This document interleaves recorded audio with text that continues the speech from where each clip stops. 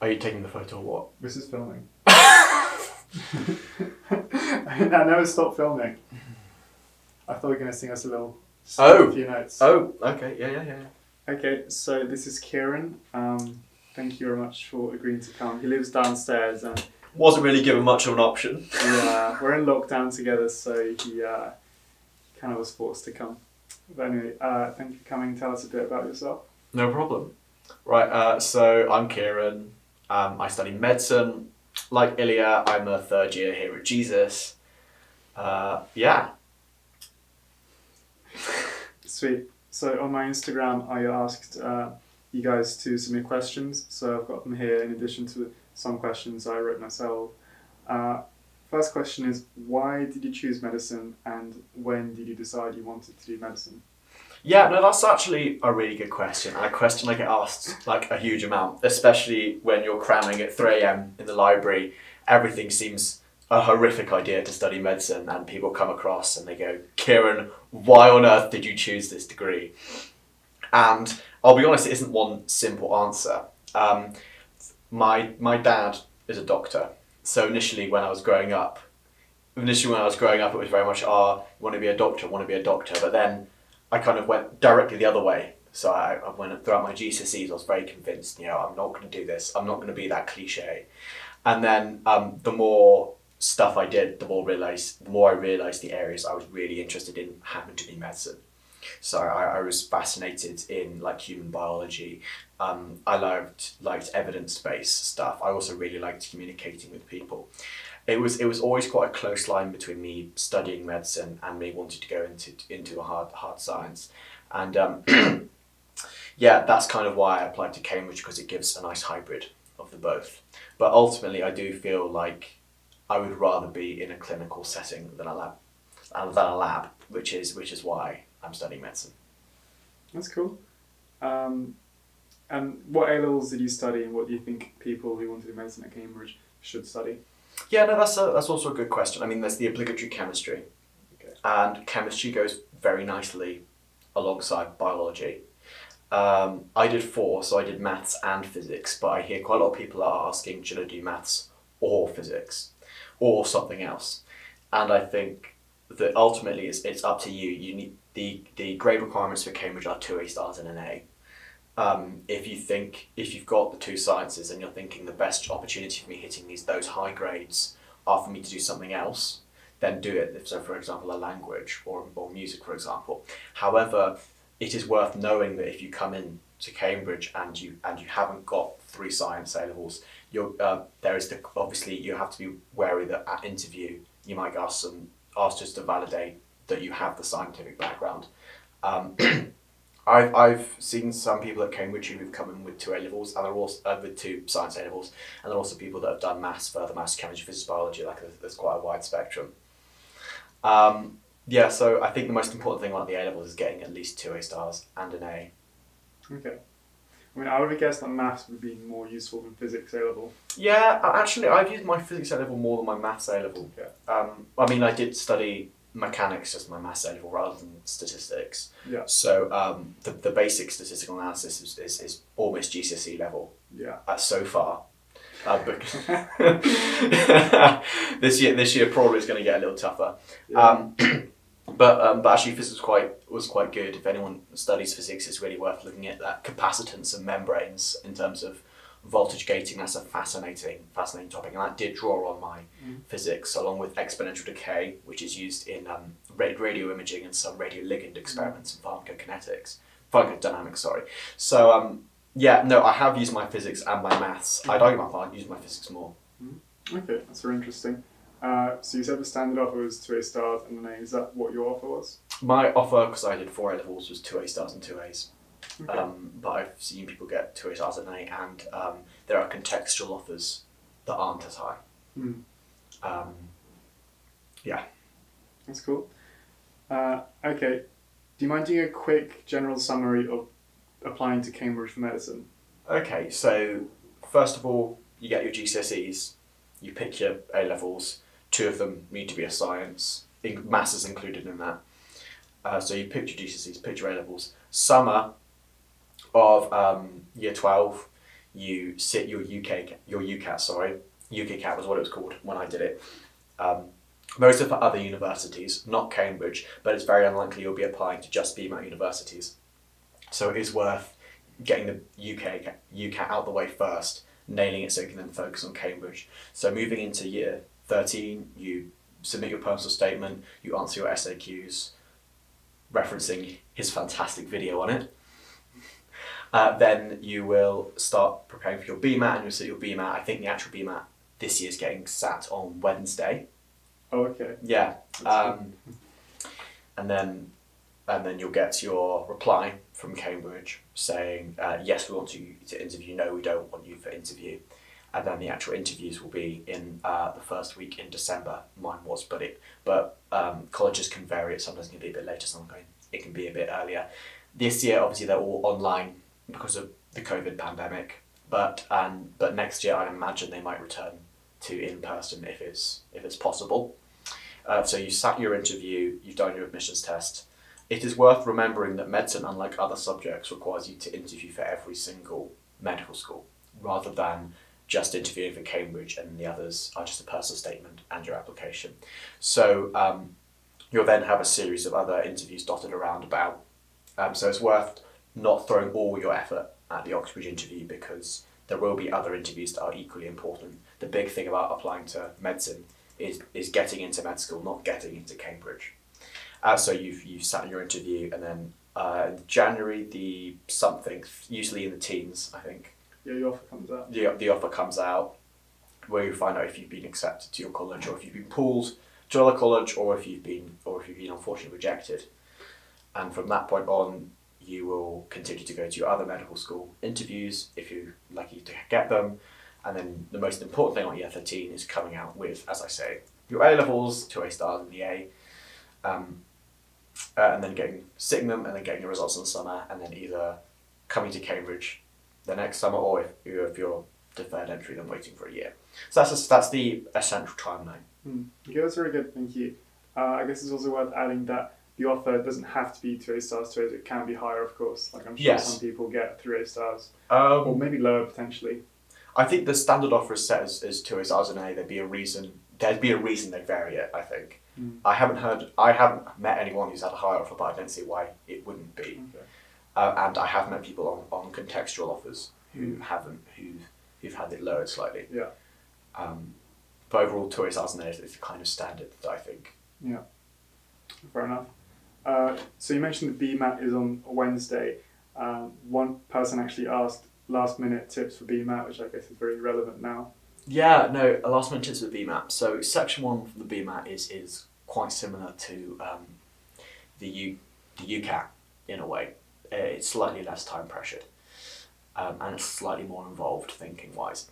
So section 1, if you've prepared heavily for the UCAT, you can kind of draw on that and just do past paper questions. Section 2, especially if you're not doing all science A-levels, it is worth going through the syllabus, making sure you're not going to get blindsided by, I don't know, a Punnett square or something. So that's worth doing. And the science section, if you know your stuff, is actually quite nice to get high marks in. And then the essay is quite variable. It's a section I struggled the most with. It's making a very succinct argument in a structured way, and you only allowed one piece of paper. So that is really something that ultimately can't be taught. That's something you need to just go away and practice. I think answering each piece, making sure you answer each piece of the question, and reading some previous examples will give you a good idea. If I was cramming it from now, I would cram the syllabus, do as many section 1s as I can, and bullet point as many answers in the section 3. Section 3, essentially, most of the questions come down to a doctor as someone that treats the disease, and a doctor as someone that treats the patient, and then comparing the two. Okay, that's very nice, thank you. What was your interview like? Yeah, so I applied to 4 medical schools: Cambridge, Imperial, Bristol, and Edinburgh. I applied to Edinburgh because at that point they didn't interview, so I wanted one that was about as guaranteed as a medical school could be. Yeah. And then, so I got Bristol, which was MMI, Imperial was panel, and Cambridge, which was the Oxbridge style of interview. And I don't have to say that the Oxbridge style of interview was my favourite. I felt the MMI was a bit scripted, and I felt like I was trying to give the perfect answers, and that was very stressful. Do you mind explaining what MMI is? So MMI, multiple mini interviews. Basically, you go around lots of a series of interview panels, and it'd be like one on your work experience. Like one would be, what does empathy mean to you? Can you show examples of leadership? Yeah. Some are even obscure, as they'll show you a picture of a condition. We just like describe this condition, not requiring you to know any medical details, but requiring you to actually pick apart each part of the image to go, their eyes are wider open than I would expect, the pupils are very small, the eyebrows are raised. So none of that requires actually medical knowledge. What it requires is you to be observant, which is a key skill moving into a medical profession. Yeah. So I enjoyed the Cambridge interview the most because it felt as much a constructive conversation around the subject. It was hard. There's not really much getting around the fact that it is going to push you, and which is why I maintain that one of the best practices for an Oxford interview is getting into awkward conversations.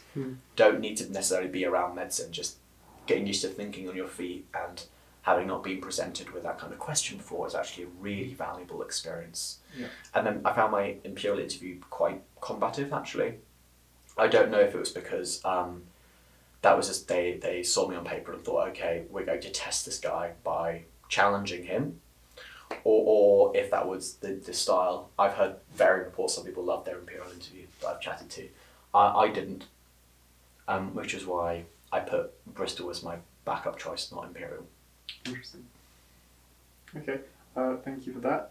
Someone asked, what do you do when you have no idea how to answer a question in the interview? Okay, so when you have no idea to answer a question, it's worth bringing back to the point that they wouldn't ask this question if it didn't involve some sort of knowledge you already had. Okay, so assuming you've got your A-level chemistry and they ask you a question with a complicated molecule down, they're not expecting you to know degree level chemistry or molecular biochemistry, whatever it is. So look at it and think, what have I learned that I can apply here? If you see that OH group, are you thinking, okay, what happens to OH groups? They can form hydrogen bonds, maybe it's that. They are polars, O delta negative. Maybe the H might dissociate, etc. So you're using stuff that you do know as the basics and applying it to stuff you've never seen before. So it is worth thinking, if you approach something, you've got, I've got absolutely no idea what's going on here. Do any aspects of the question relate back to stuff you've learned before? And it is always worth thinking aloud and almost, before you answer the question, almost signpost. So that is, tell the interviewer where you're going. So if I was going to go, first I'm going to discuss this, then I'm going to discuss this, and then this. And then if they think that's totally wrong, they can maybe guide you in a different direction. But silence, it's not worth being terrified of silence. Don't cut in with kind of like any random thought just to stop the unbearable silence. Which is why, coming back to the point that really practicing those interviews is a very, very important part of the preparation. And a similar question is it okay to answer the question wrong? Yeah, no, it's absolutely fine to answer the question wrong. I guess if you start bringing incorrect logic leaps, so for example, the answer to your question involves oxygen being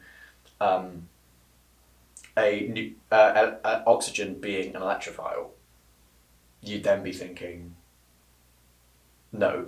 But if your answer involves the correct reasoning but coming to the wrong conclusion, that's fine, as long as you can show independent thought that makes kind of sense, and then they might challenge it, at which point you need to know whether they're challenging you to expand on your point or challenging you because you've gone wrong.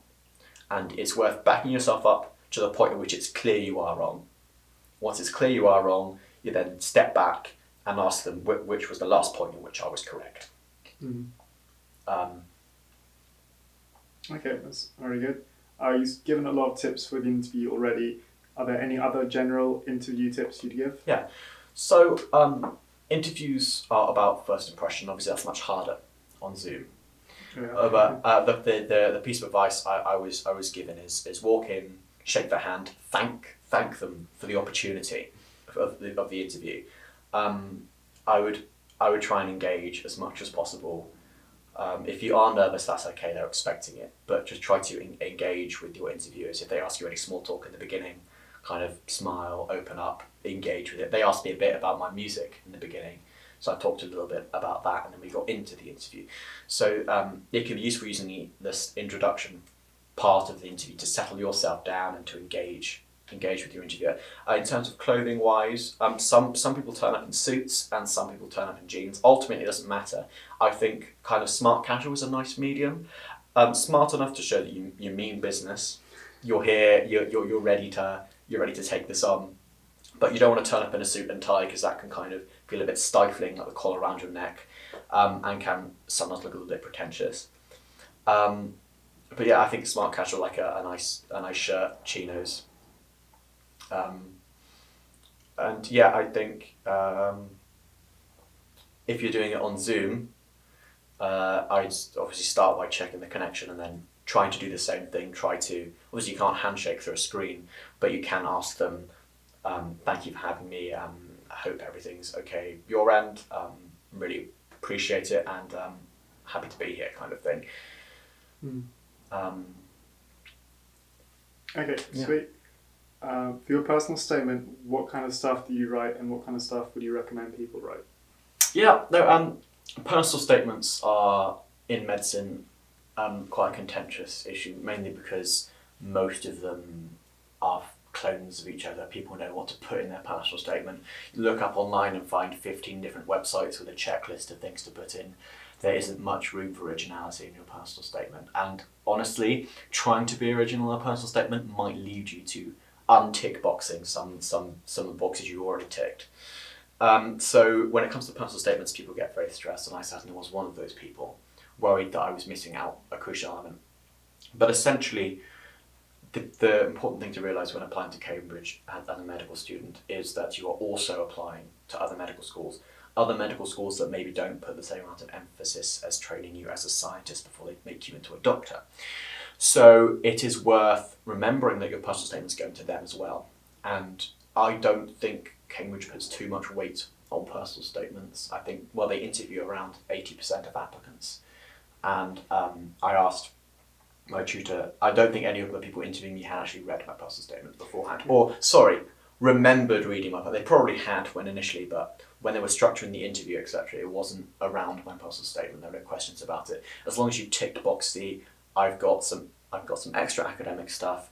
I've shown willingness to engage in the medical community through work experience or whatever experience you can get. I've tried to do as much stuff possibly to further myself in lots of different fields, maybe extracurriculars kind of stuff. And then you hit the big ones: communication, empathy, teamwork, leadership. I repeat, you can find websites that just give you a list of keywords to hit in your personal statement, which kind of makes it a bit formulaic. However, I think that it is worth not trying to make your personal statement directly targeted at Cambridge, because Cambridge is an aspirational university, and you don't want to cut off your chances with other universities by just putting all your eggs in the Cambridge basket. Did you write an additional personal statement for the SAQ? Honestly, I don't really remember. I think I wrote something. I know because my sister is applying this year. I know when she called me, I was like, Kieran, what on earth do I put in this extra personal statement I wasn't expecting?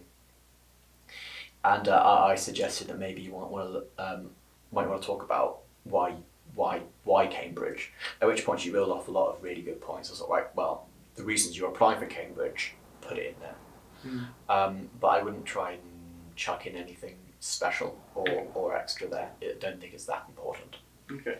If anyone wants help with their personal statement, you might have seen either a video on UniRise.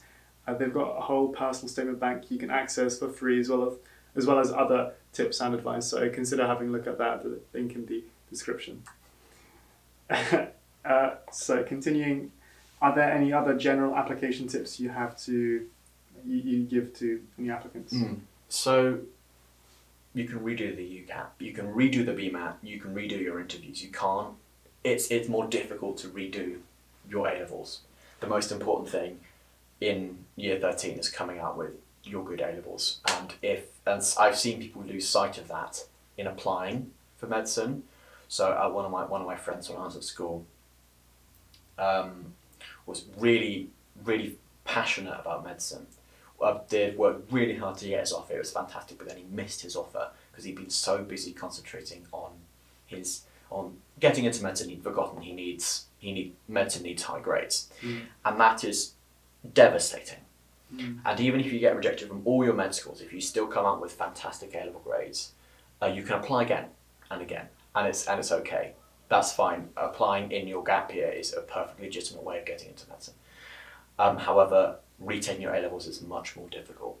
So overall, I'd say remember why you're at school. Other points include trying not to burn out. You won't be able to cover all your bases. You won't know everything about everyone before you go into your interview, and trying to do that burn you out and just make you perform even worse. So I think learning how to say no to school stuff. I know as medical students we're often quite keen people. That's why we're applying for medicine and why we have the grades behind us in GCSEs, etc., to apply to medicine. And that means that we're not used to saying no to teachers when they ask, can you do this? Can you put this homework in on time? And if you genuinely can't, then from our experience, if you give the teacher the heads up and say, I can't do this, I've got my BMAT this week, I've got my interview coming up, or I'm just absolutely knackered, as long as you tell them about it, they're usually pretty good. So I think it's very much about structuring your life so that you don't burn out, but also remembering you're there to do A-levels and the medicine is on the top. Cool. You mentioned GCSEs. Many people ask how important are GCSEs? I think GCSEs are kind of like, they open the door. I don't think they force you through the door. They're another, I think they're mainly a tick box kind of thing. Like a stepping stone. Like a stepping stone. I don't think many Cambridge offers are made on the basis of GCSEs. At best, they might be used to differentiate the exact same people on paper, but I wouldn't say GCSEs were a defining part of my application process, and also I don't think they are an integral part of the entire application process for most people. So as long as you're above the minimum requirement by fairly substantially, then I think it's fine. Okay, thank you. This is a kind of weird question. Do you have to be the best or second best in your class to get into Cambridge medicine? Depends which class. I was awful at French. No, I was... Listen, it's not about being the best or the second best, because performing well on paper doesn't translate into success at university or in life, and there's many examples of that happening. I think you probably need to be one of the better ones at thinking on your feet and coming up with original ideas. But I'm not going to say just because you didn't bother to learn all the organic chemistry for one module, so you're not the top of your class, doesn't mean you shouldn't apply to Cambridge. I've met some people, some of my friends in fact, who I encouraged greatly to apply to Cambridge because they were so demoralised because they thought they weren't top of the class and they weren't getting. But those were people that got in because they were passionate about their subject. So top of the class, second of the class is a little bit irrelevant. I mean, obviously you need the brain power to get in, you need the knowledge, but they're not going to make you an offer because you topped a topic test or something. Yeah, I completely agree. I also add that's important when you're talking about, if you're like bottom of your class in year 7, that really doesn't matter. Like I was in year 7, my grades were so low, my school asked me to leave. They tried to kick me out, but I'm now in Cambridge, so who's laughing now, huh? Anyway, next question is... I like to think your teachers are seeing that and just crying. Yeah, jokes on you guys. What would you say to students who want to do a mature application? As in very mature students who are doing that. Mature. I guess there are two options. You can be a mature student and still apply for the undergraduate course, and you can be mature and have already graduated and apply for the graduate scheme. The graduate scheme is very competitive. I think statistics-wise, it's more competitive than the undergrad course because there are fewer places. But you get a medical degree is a medical degree. I don't think any way is inherently better than any other way. I think if you're passionate about doing another degree first, then I think that's a very, very good way of getting into medicine. The beauty about the Cambridge degree obviously is in my third year, which I'm in now, I can do another separate degree, which enables me to kind of take a step back from my medicine and go and study something else. I'm studying pharmacology this year, which you could argue isn't that great a sidestep. But some of my friends are doing engineering or manufacturing, for example. Zoology. The worst ones, yeah. Yeah. Sweet. And continuing on this note, what's it like doing medicine at Cambridge? Yeah, no, it's listen, everyone has their own individual experience, and obviously it changes. My freshers year was very fun. My second year was immensely stressful, and my third year is on Zoom.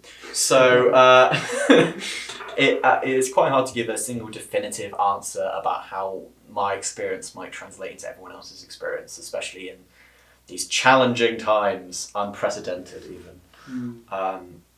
But no, it is hard work. There's a lot of memorising. I did find quite demoralising in the first year that I wasn't learning anything very difficult.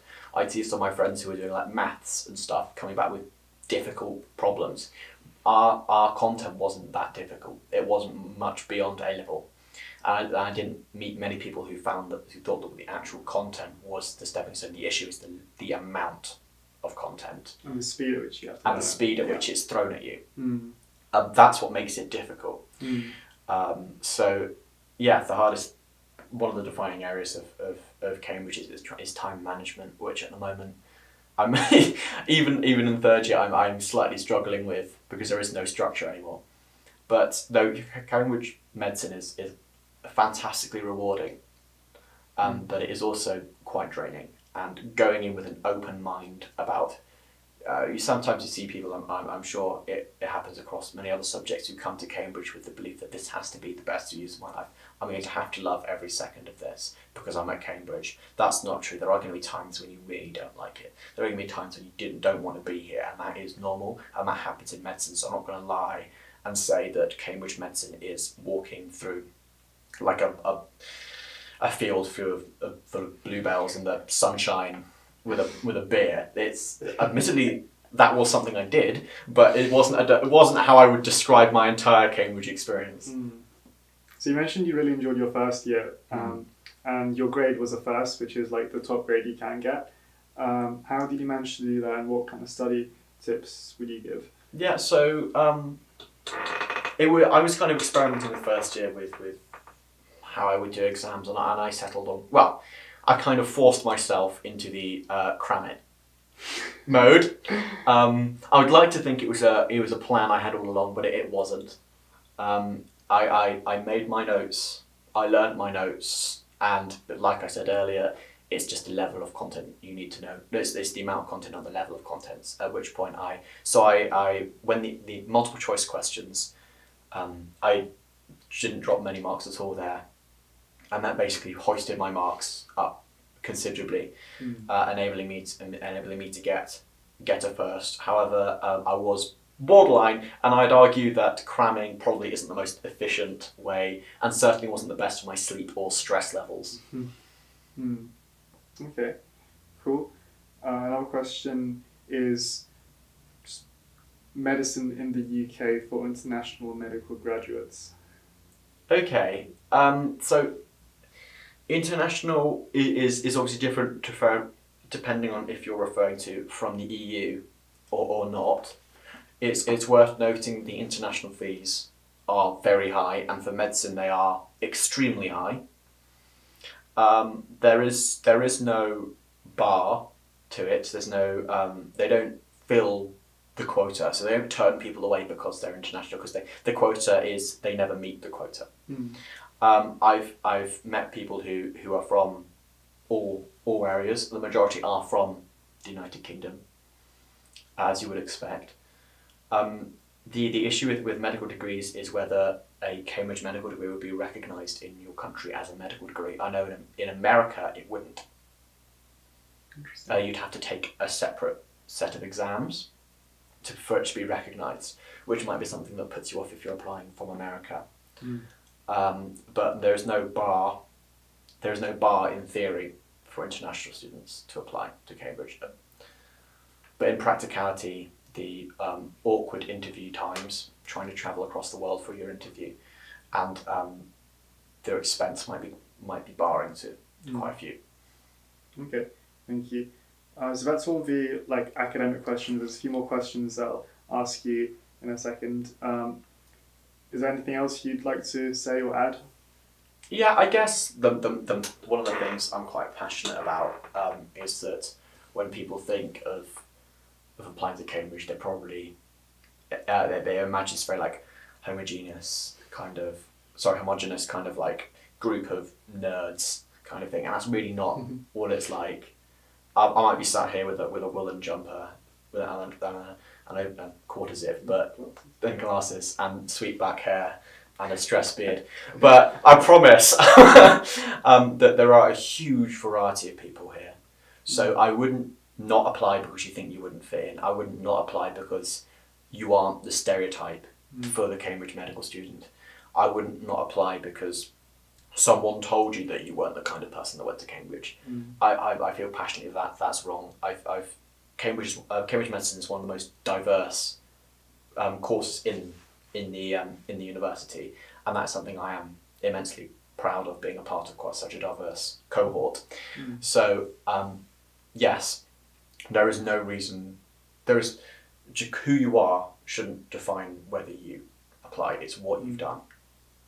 I'll just also add that this video is going to be shot at 10 in the morning, but unfortunately someone had a hangover and was unable to make it. Yeah, that is fairly stereotypical Cambridge, I'll be honest. Nice. No, that's not... Kieran, can we postpone it to 11 first? Yeah, that might have been me. Anyway, so a few questions from your friends. Jona asked, does he love me, and can we get married and do naughty things? Jona, I don't know what you mean by naughty things. I'm a nice, innocent medic. But Jona, if you are watching this, I do love you. You bought me Guinness, and I will be eternally grateful. Jona will be featuring in my upcoming Day in Life video, and Jona has made a fan page, as in he's made a fan YouTube account, so please consider subscribing to his fan account. The next question is, ask about his sexy girlfriend. I'm guessing that's from my girlfriend. Yes. She's lovely. Please don't dump me. Yeah, she's gonna. And yeah, a final request is, can you sing, please? What would you like? Surprise me. Oh, I hate you. Every singer's worst nightmare is getting asked to, oh my god, you're a singer. Can you sing for me? Can you rickroll me? Cut. I dreamed a dream in times gone by, when hope was high and life worth living. I dreamed that love would never die. I dreamed that God would be